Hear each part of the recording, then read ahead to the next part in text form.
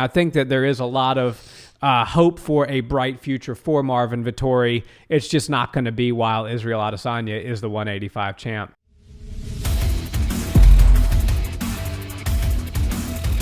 What's up, Barnhill family? Welcome back to the channel. Yo.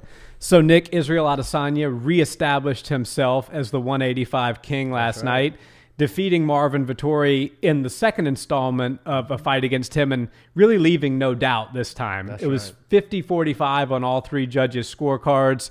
The fight was a bit closer than the scorecards would sort of tell. I think it was probably 49-46. I'd maybe give one of those rounds to Vettori, but it doesn't really matter. Israel Adesanya dominated the fight. He showed some improvement in the grappling area. He was able to get back up off his back, even one point being in danger, having his back taken with Vettori trying to sink in a rear naked choke. He was able to reverse the position and end up on a top position in Vettori's guard. So we saw some wrinkles, some improvements there.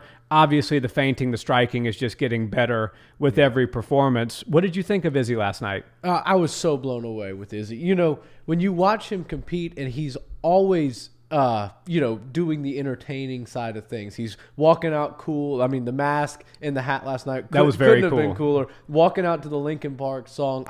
It was a little bit different from what we usually see out of him, where he's always, changing things up on us, but I loved it. It worked really well, and he just seemed to be in a certain zone, and I was really into it.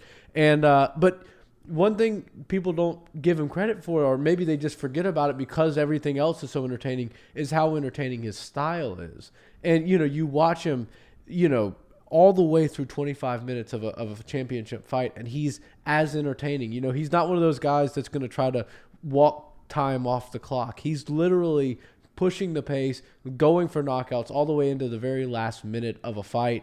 And, the last few antics that he was doing at the end when Marvin was going for those very late, desperate takedowns that, I thought that was pretty funny. That added to, kind of the humor. The spanking, the crossing of the fingers when they were reading, when Buffer was reading the scorecard. Yeah, so I love that kind of stuff. And in my opinion, Israel is kind of has a bit of an uphill battle, which is uncommon for a champion generally, but he's beaten all the best guys in his weight class. And I know he bit off more than he can chew going up to 205, but this is his weight class. And historically in this sport, we stay in our weight class and you just defend and defend and defend, even if that means run through the same roster over and over again. And while I really do like the call out of Robert Whittaker, and I would like to see that happen, it's hard for me to really get super excited to watch Israel Adesanya piece up guys that we've already seen him piece up. It's very interesting, isn't it? Yeah. And when you talk about champions trying to go up and, what you said about people normally staying in their weight class, that's kind of been until the era of the Conor McGregor champ. Yeah. He really sort of started that all. But Anderson Silva, there was talks about him fighting John Jones at some point. That never materialized.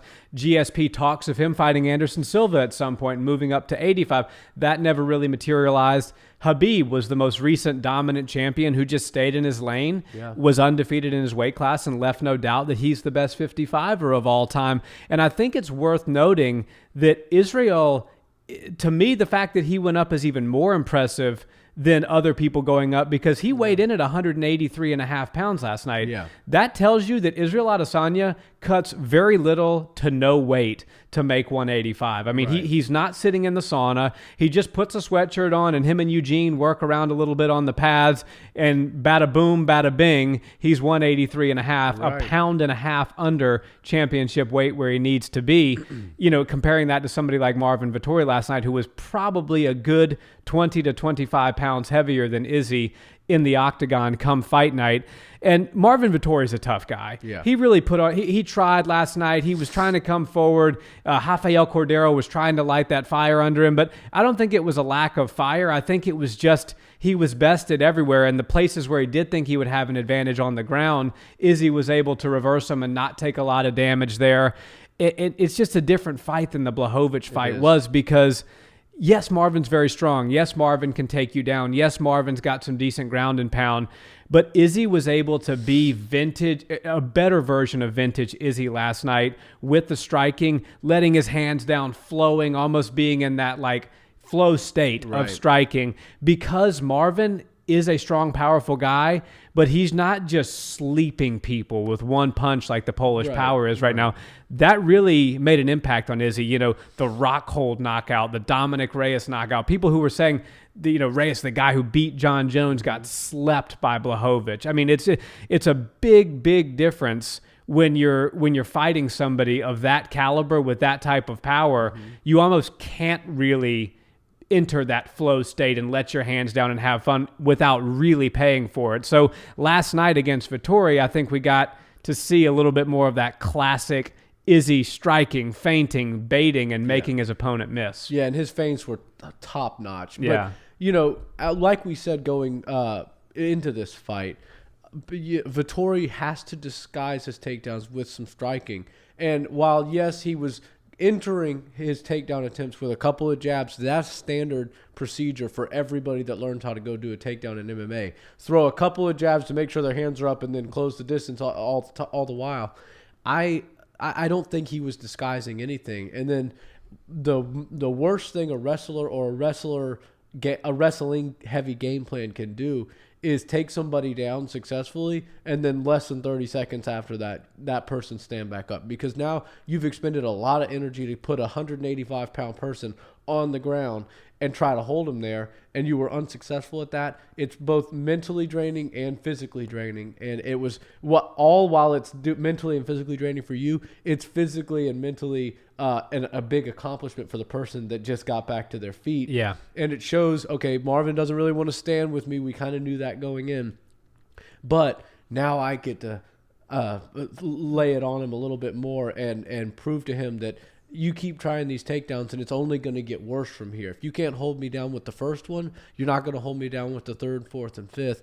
And I thought Israel did a really good job improving some of those holes in his game. And, Jan Blachowicz, he was masterful with the timing of those takedowns. And he did mix it up well with the striking. And he did have power, a little bit more power than Marvin Vettori, showed us. And Israel was after the first couple of exchanges with Marvin, when he realized, Marvin's not trying to strike me to knock me out. He's trying to strike me to close the distance. He realized that he really didn't even have to put his hands down or put his hands up. And I know that's his style to keep his hands down and kind of move around, but his head movement looked exceptional last night. Yeah. And he was able to showcase that because he was so not intimidated by Marvin's power in the striking realm. For sure. And you could see Adesanya's confidence going up round after round, especially after getting up when he had his back taken. Oh, yeah. Because that was the closest that Marvin Vettori got in that fight to beating Izzy. Right. Back taken, hooks in, body triangle. I can't remember exactly what it is right now. I think he just had both hooks in.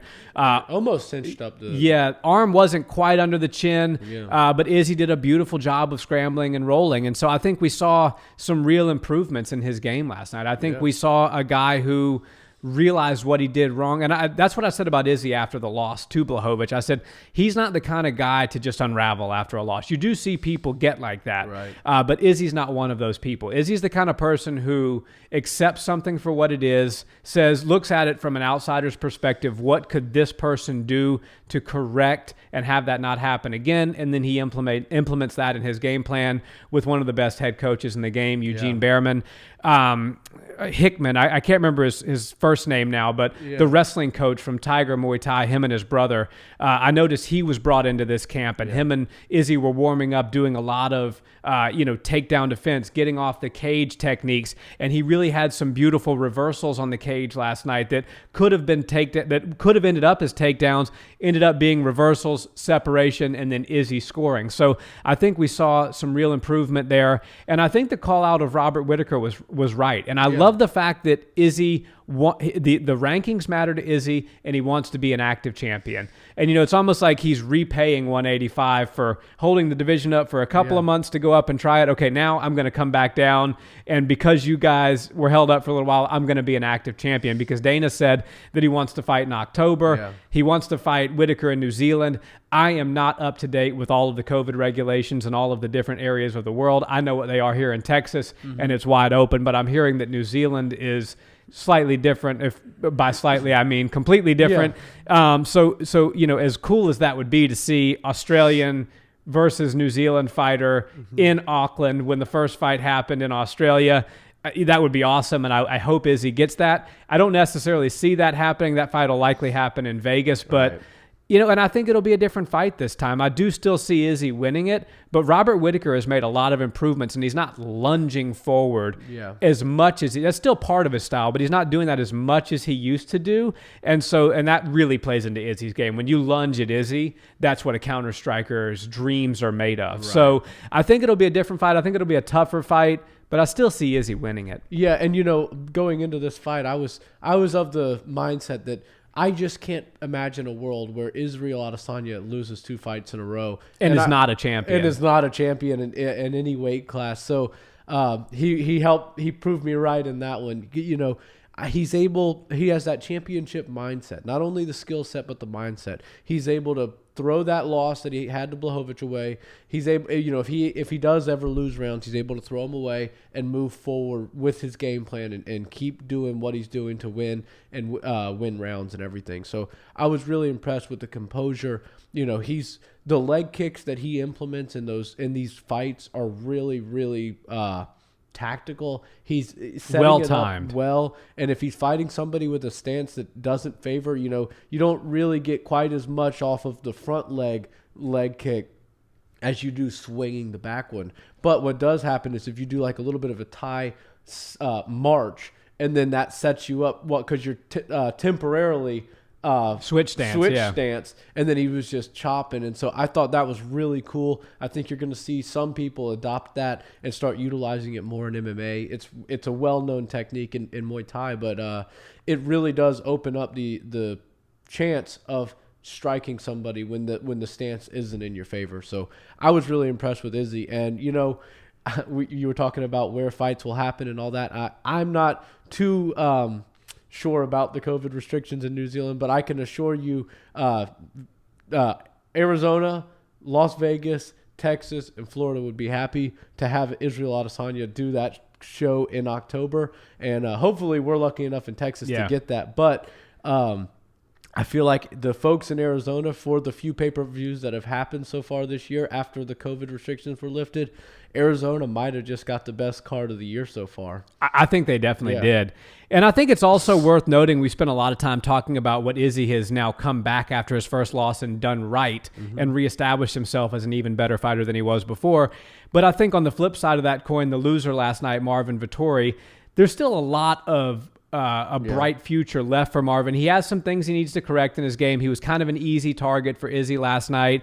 He's got to check the leg kicks. He just allowed his leg to get chewed up, and he just showed a lot of grit and a lot of toughness, but there's really no need to just let your leg get chewed up like that. You need to address that for sure. And we saw how that worked out for Nate. But, there's a lot of things to address. But the interesting thing is, and Marvin seemed to me like he got a little bit caught up in the moment. He was a little angry. He was like, he was clearly emotional at the press conference. But then at the same time, he is only 27. He's a big, strong, muscular, tattooed up guy. But he is a young kid at the end of the day. And I think that there is a lot of hope for a bright future for Marvin Vettori. It's just not going to be while Israel Adesanya is the 185 champ. Yeah, he could very well be the first Italian champion in the UFC, but it's not going to be in the 185 division while Israel's the king of it. And, maybe a move up in weight would help him. I don't know how he would fare at 205. I would venture to say probably pretty well because he's pretty athletic, but I'm sure they'll do something fun for him. Paulo Costa seems like the right opponent to put Marvin in there, and hopefully one of them can climb themselves back into a rematch or a trilogy fight with Izzy. But until then, the champ remains the same, and I think the right guy clearly took the victory, and he just showed composure, skill set, mindset, and everything about Israel was of the championship variety last night. So I was super blown away and super impressed with the entire performance last night. Me too. He demonstrated himself as the true professional that he is. That's right. Guys, thanks so much for watching this video. What did you think about Adesanya's performance last night?